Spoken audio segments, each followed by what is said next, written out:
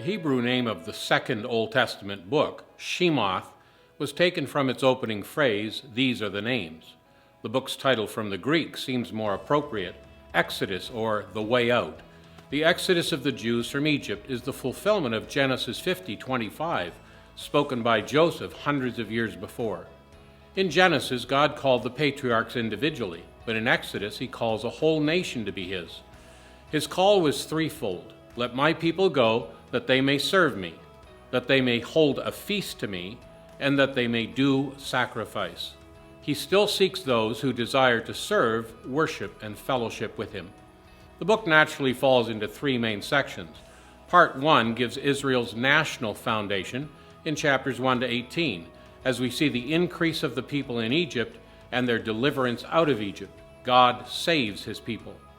Part 2 presents their legislative foundations in chapters 19 to 24, in the giving of the covenant of law at Sinai and its ratification by the people. God separates his people.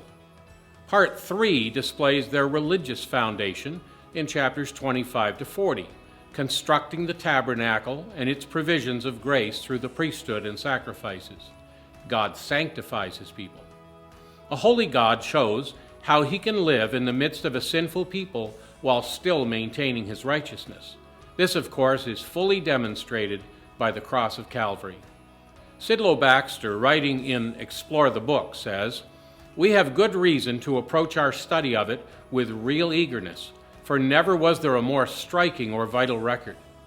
Is there in all history a more amazing spectacle than the Exodus? A more august and solemn revelation of God than at Sinai?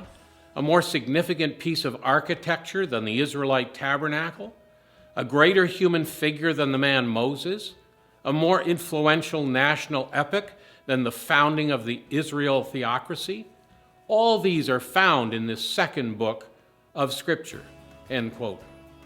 Two great themes emerge in the book of Exodus, the two essentials for a relationship with God.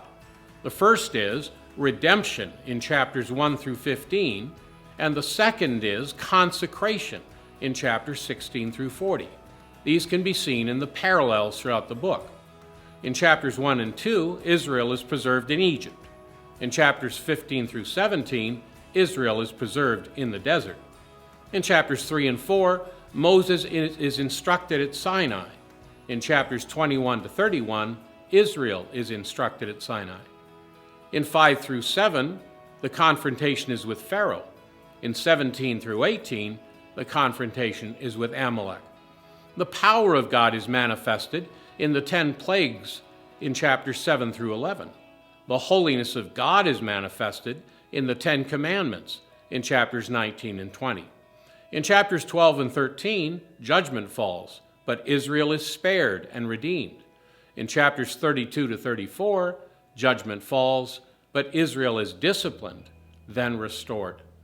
In chapters 13 and 14, God's presence is displayed in the Red Sea crossing through the destruction of the enemy, while in chapters 35 to 39, God's presence is displayed in the tabernacle through the construction of the dwelling of God.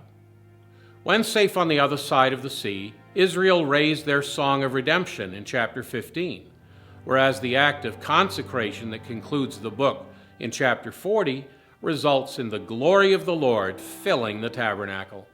And there you have a scripture snapshot of the book of Exodus.